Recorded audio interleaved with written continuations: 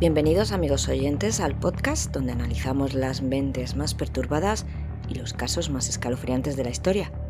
Soy tu anfitriona, soy Silvia Black y he tardado un poquito más en subir este episodio porque he estado pachucha. Últimamente, así es, parece que no levanto cabeza. Ya sabéis cómo es esto, malas noticias por aquí, un resfriado por allá, dolores de migraña, bueno, pues un poquito depre por estar mal.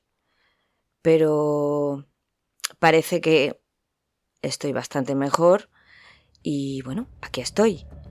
He estado investigando un nuevo caso para compartir con vosotros y espero que os guste, así que preparaos para sumergirnos en una nueva historia intrigante y emocionante. En el episodio de hoy vamos a adentrarnos en una mente muy intrigante y escalofriante de uno de los asesinos seriales más notorios de la historia de Canadá. Con una vida aparentemente normal, este individuo llevaba a cabo actos de una crueldad inimaginable. Asesinó a 8 hombres sin piedad. Detrás de una fachada de un hombre corriente, familiar y trabajador, que incluso en las Navidades, para ganarse un dinero extra, se vestía de Papá Noel en un centro comercial, nuestro protagonista de hoy, Bruce McArthur, escondía un oscuro secreto. Tenía una doble vida. Utilizaba su inocente trabajo de jardinero, pero este siniestro personaje ocultaba los cuerpos descuartizados de sus víctimas dentro de enormes macetas. ¿Preparados para entrar en el territorio del asesino serial más siniestro que oscureció la historia de Canadá? ¿Qué impulsó a este hombre, que en la superficie era un hombre aparentemente normal, pero bajo esa fachada se escondía un abismo de depravación? Comencemos. Esto es La cara del mal.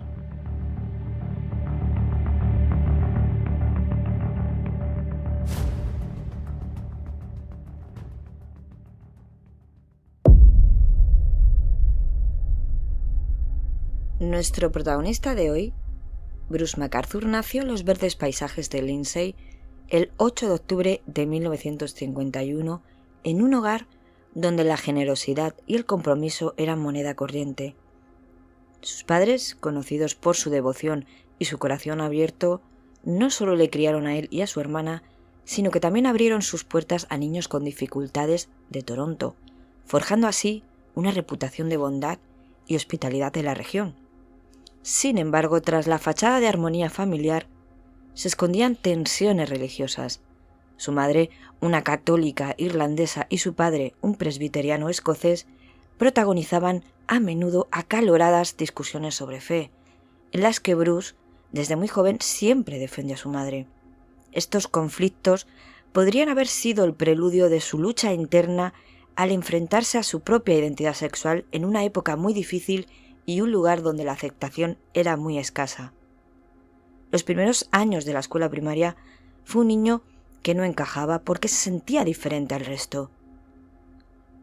En la escuela secundaria tuvo más suerte porque allí encontró a su compañera, Janice Campbell, y su primer amor, donde juntos se graduaron en 1970, marcando el inicio de un nuevo capítulo en sus vidas. Decidieron sellar su unión a los 23 años. En 1973, Bruce comenzó a trabajar en unos grandes almacenes en el centro de Toronto como asistente de compras, dejando este trabajo para comenzar a trabajar como vendedor ambulante para McGregor Shocks. Más tarde, cambió de empresa para trabajar como representante de la firma Stanfields en el mundo de la ropa. En 1979, McArthur y su esposa se mudaron a una casa en Oshawa, donde decidieron ampliar la familia. En el 81 tuvieron a su primera hija, Melania, y en el 86 a su hijo, Todd. Bruce se volvió muy activo en su iglesia, manteniéndose ocupado para evitar sus sentimientos homosexuales. Comenzó a tener aventuras con otros hombres a principios de los años 90. Cosa que le contó a su esposa un año más tarde, y ella lo entendió y continuaron viviendo juntos. En algún momento después del 93, su trabajo en el comercio de la ropa llegó a su fin. La pareja empezó a tener dificultades financieras, en parte debido a problemas legales relacionados con su hijo, entonces adolescente. Parece ser que Todd había sido procesado por hacer llamadas telefónicas obscenas a muchas mujeres. La pareja tuvo que hipotecar su casa en el 97 y se declaró en quiebra en 1999.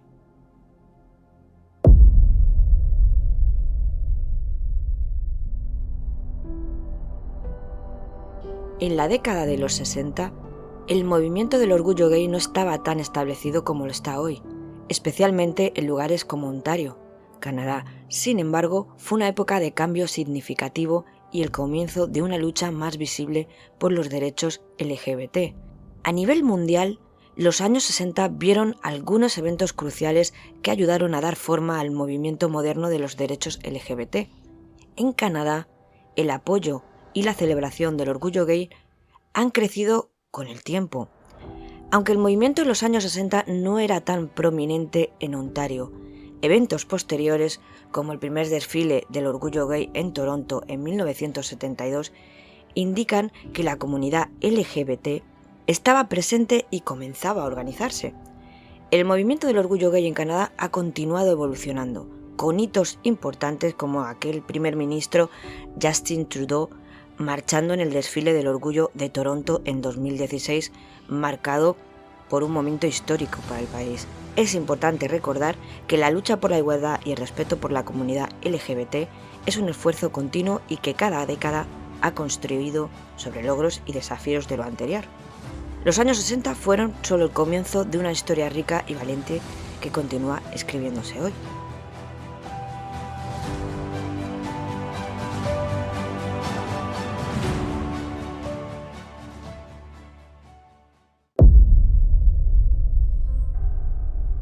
Bruce, sumergido en el torbellino de sus emociones homosexuales, se lanzó a un viaje intrépido entre los brazos de otros hombres, ocultando celosamente su verdadera esencia. Batallando contra sus propios demonios internos que le acosaban sin descanso, encontró refugio en terapias y medicamentos, una balsa en el mar embravecido de su mente. Mientras tanto, una nueva vocación como paisajista florecía en él, otorgándole un propósito renovado. Con sus conocimientos en botánica, comenzó a trabajar como jardinero. Abandonó a su esposa y emprendió un viaje en busca de su verdadero ser, que se volvió inevitable. Bruce dejó atrás su hogar y se aventuró hacia Toronto, anhelando encontrar una comunidad afín en Oshawa. Recorría los bares de Charles y Wellesway, en el corazón del vibrante distrito gay de la ciudad. En un modesto apartamento, tuvo una relación de 4 años con otro hombre, mientras se sumergía en la rica diversidad de la vida urbana.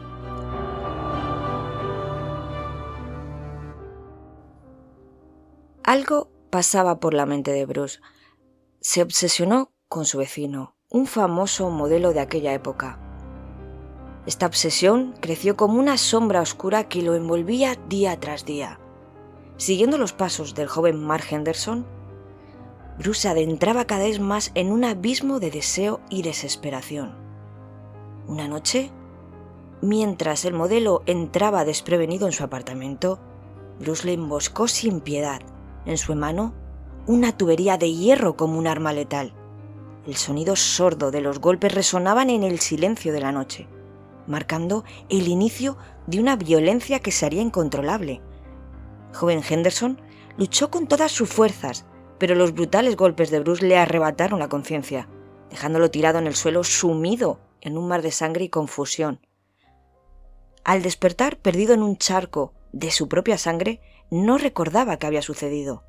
Aturdido y desorientado, y como pudo, fue hacia el teléfono y llamó al 911.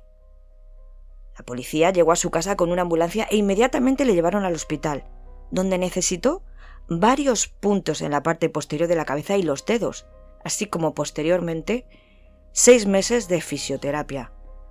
Después de este ataque, Bruce se entregó, afirmando no recordar nada. Eso sí, se declaró culpable de los cargos de agresión y arma y lesiones corporales. donde recibió una sentencia condicional el 11 de abril de 2003. Durante los interrogatorios se pudo ver que el comportamiento de Bruce era raro, como si estuviera influido por la combinación de su medicación anticonvulsiva con nitrito de amilo. Esto era un relajante muscular que él a menudo utilizaba antes de sus encuentros sexuales. Eludió la cárcel, cumpliendo el primer año de su sentencia bajo arresto domiciliario, seguido de 6 meses de toque de queda y 3 años de libertad condicional. Durante este periodo se le prohibió el acceso a los bares de la zona. Eso sí, podía salir por asuntos laborales y médicos. También se le impuso una orden de alejamiento contra su víctima, Mark Henderson, así como su residencia y lugar de trabajo. También se le prohibió involucrarse con prostitutos masculinos. Además, se le exigió proporcionar su ADN para una base de datos y someterse a asesoramiento psicológico y psiquiátrico, incluyendo tratamiento para su ira.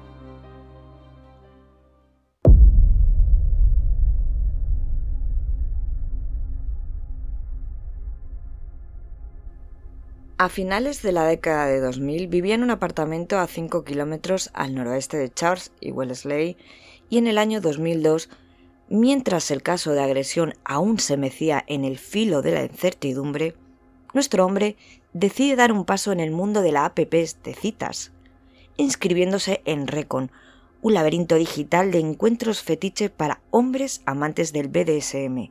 En su perfil dejaba muy claro su verdadera pasión por los hombres sumisos. Además, surcó las olas de numerosos sitios web de citas gay. También se aventuró en el mundo de Facebook, dejando constancia de su participación en la vida nocturna local. En sus fotos publicadas se veía claramente su preferencia por hombres jóvenes de ascendencia del sur de Asia o del Medio Oriente, envueltos en la vida urbana de Toronto. Para entonces, ya se había establecido como una presencia constante en los bares gays, sobre todo por las noches. Bruce encontró una de sus pasiones en su negocio de paisajismo bajo el nombre de diseños artísticos. El negocio de paisajismo de Bruce florecía como un jardín bien cuidado. Además, siempre acompañado por un hombre mayor de tez clara, posiblemente su pareja, y un ayudante joven de ascendencia sudoeste asiática o del Medio Oriente. Bruce dejaba marca imborrable en cada proyecto que emprendía. Sus clientas, mayormente mujeres mayores y adineradas, le veían como un verdadero caballero y confiaban en él gracias a sus recomendaciones personales y a su buena mano para la jardinería.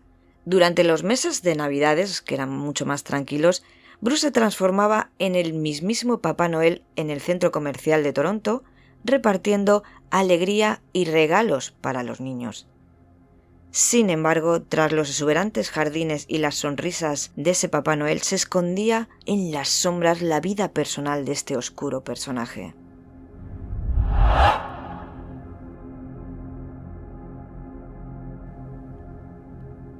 En el año 2012, la policía de Toronto reunió un grupo especial de agentes, ya que varios hombres habían desaparecido en la zona gay de la ciudad. A este grupo se le llamó Proyecto Houston. Todo comenzó en el 2010, cuando Skadnan Navratnan desapareció tras ser visto por última vez saliendo de un club nocturno. Un año después, en 2011, Abdul Basil, de 44 años, fue visto por última vez en el baño de un bar gay. En 2012, Magnan Kayak, de 58 años, desapareció tras perderse de vista en la zona de los clubs nocturnos. Todos estos hombres tenían algo en común. Eran inmigrantes del sur de Asia y desaparecieron entre 2010 y 2012 en las zonas de Charles y Wellesley. Un amigo de Kayan fue a la comisaría para aportar información sobre un hombre llamado Bruce. Este amigo anónimo mencionó que su amigo desaparecido había trabajado con Bruce en uno de sus jardines durante un mes. En ese momento, nuestro jardinero no era sospechoso y fue entrevistado como testigo junto con otras personas. El proyecto Houston cerró después de 18 meses por falta de pruebas. Cabe destacar que en el 2003 los antecedentes penales de Bruce habrían sido borrados. Durante ese tiempo ya había asesinado a 3 hombres sin ser detectado. Una tarde, alrededor de las 6, la policía recibió una llamada por la agresión de un hombre en un coche. Bruce había quedado a través de una app de citas con un chico que conocía desde hace tiempo y con quien tenía encuentros ocasionales. Cuando el hombre llegó y se subió al coche de Bruce, de manera aparentemente cariñosa le sugirió que se moviera a la parte trasera del vehículo. De repente, le atacó sacando una cuerda e intentando estrangularle. La víctima, con una fuerza sobrehumana, logró escapar y salió corriendo. Más tarde, Bruce se presentó en la comisaría dando una declaración de lo sucedido a los policías. Sorprendentemente, esta declaración fue creíble y salió de allí sin cargos. A pesar de sus condenas anteriores, claro, la policía no pudo ver sus antecedentes porque habían sido eliminados. En los años siguientes hubo muchas denuncias de hombres desaparecidos de la zona. Un hombre de 44 años llamado Celine Isen. Unos días más tarde, durante el Día del Orgullo en Toronto, otro hombre desapareció, Andrew Kisman, de 49 años. Fue visto por última vez cerca de su piso. Kisman era un hombre muy amable y muy querido por su comunidad. Además, sus amigos más cercanos les pareció muy raro esta desaparición, ya que él siempre avisaba de dónde iba y con quién. La gente de Toronto estaba furiosa y desconcertada con tanta desaparición desde el 2010 al 2017 sin saber nada de estos hombres. Muchas personas sospechaban de algún asesino en serie. Muchos amigos de Andrew Kisman, preocupados de su desaparición, y otros hombres homosexuales de la zona, hicieron un perfil en las redes sociales con fotografías y muchos datos posibles. La policía negó que hubiera un asesino en serie, pero crearon un grupo al que le llamaron Proyecto Prisma. Querían encontrar a estos hombres desaparecidos, Kisman y Celine, y buscar cualquier vínculo con las desapariciones sin resolver de estos hombres que ya trataron de investigar en el anterior Proyecto Houston. Los investigadores hicieron una búsqueda de pruebas en el piso de Kisman y allí encontraron un calendario que justamente marcaba una cita con Bruce McArthur el día 26 de junio a las 3. También observaron que el piso tenía cámaras de seguridad y se pudo ver claramente cómo Andrew Kisman montó en un coche rojo que, al parecer, ese coche más tarde descubrirían que el dueño se llamaba Bruce McArthur. Los investigadores empezaron a vigilar todos los movimientos de Bruce. Este sospechaba que le vigilaban y vendió el coche, pero no la evidencia.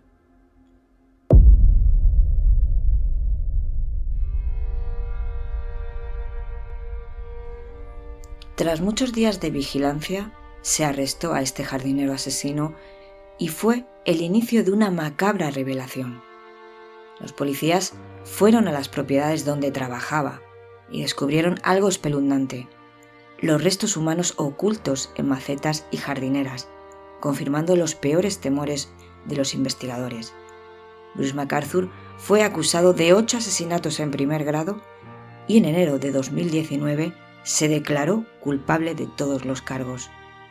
Las víctimas fueron Celine Isen, Andrew Kisman, Majid Keigan, Dean Lisewick, Kirosna Kumar, Skanda Navaratnam y Sorus Muhandi. El juicio de McArthur no fue solo un proceso legal, sino también una catarsis para aquella comunidad de Toronto y para las familias de las víctimas. Su declaración de culpabilidad evitó un largo juicio, pero no mitigó el impacto emocional de sus crímenes. Fue sentenciado a cadena perpetua sin posibilidad de libertad condicional durante 25 años, asegurando que nunca podrá dañar a nadie más. Para entender a este asesino, es crucial analizar su psicología. Los expertos han señalado que muchos asesinos en serie tienen antecedentes de traumas o conflictos internos no resueltos. En este caso, la represión de su sexualidad y el conflicto con su identidad pudieron haber sido factores desencadenantes. Además, su capacidad para disociar su vida pública de sus horribles actos privados indica una profunda división psicológica. Llevaba una vida doble de manera tan eficiente que incluso sus amigos más cercanos no sospechaban nada. Yo me pregunto, ¿cómo es posible que alguien pueda esconder una naturaleza tan oscura detrás de una fachada tan normal? Esta capacidad para la duplicidad es una característica común entre muchos asesinos en serie, quienes desarrollan habilidades extraordinarias para manipular a quienes les rodean y evadir a la justicia. La comunidad de Toronto quedó devastada por estos descubrimientos. Bruce había atacado específicamente a miembros vulnerables de esta comunidad. Quedó una sensación de inseguridad y desconfianza. Muchas organizaciones locales intensificaron sus esfuerzos para ofrecer apoyo y recursos a las víctimas de violencia y desapariciones, y se llevaron a cabo muchas vigilias en honor a las víctimas de MacArthur. Este caso también planteó importantes preguntas sobre la relación entre la policía y la comunidad LGBT. ¿Por qué tardaron tanto las autoridades en conectar con estas desapariciones?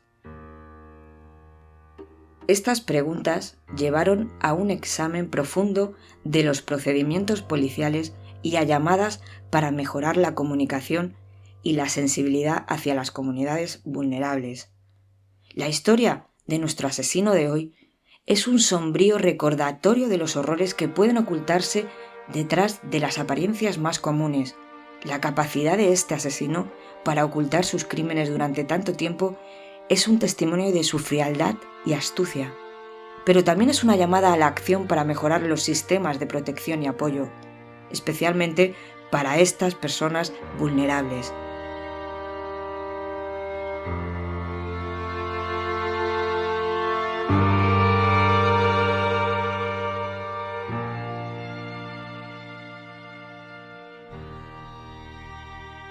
Queridos amigos, llega el momento de despedirnos. Como siempre, gracias por estar ahí. Si te gustó el episodio, no olvides darle al me gusta y compartirlo con tus amigos y familiares. Si te apasiona La Cara del Mal, también puedes apoyarme para seguir creando contenido. Antes de marcharme, quiero compartir con vosotros que ya está disponible nuestra nueva página web lacaradelmal.com, donde podréis encontrar todos los episodios, con información ampliada de cada uno y donde podréis ver fotografías de los casos, vídeos y noticias de actualidad. Por ejemplo, si aún has escuchado el episodio número 3 sobre el asesino de la cara feliz, te lo recomiendo. Es un caso fascinante que ahora cuenta con nuevas investigaciones y más víctimas identificadas gracias al ADN. Gracias por acompañarme en este viaje. Os espero en el próximo episodio de La Cara del Mal.